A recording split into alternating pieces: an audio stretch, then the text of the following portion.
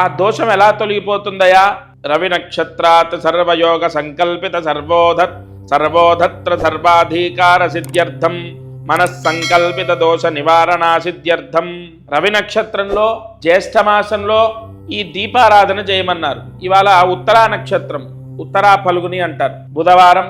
అందులో నవమి తిథి.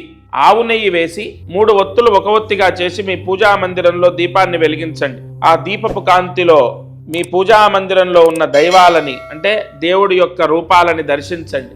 మనసులో ఉన్న కోరిక కోరండి. అయ్యా, లేదా అమ్మవారైతే అమ్మవారు, మీరు ఎవరిని ఎక్కువగా నమ్ముతారో. నేనైతే దత్తాత్రేయుణ్ణి.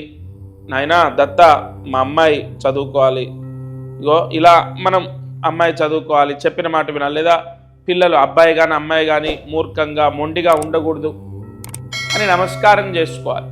శరణాగత దేనార్థ పవిత్రాయ పరాయణే సర్వస్యాప్తి హరే దేవి నారాయణీ నమోస్తుతే. నారాయణి అంటే అమ్మవారు, అయ్యవారు ఇద్దరు.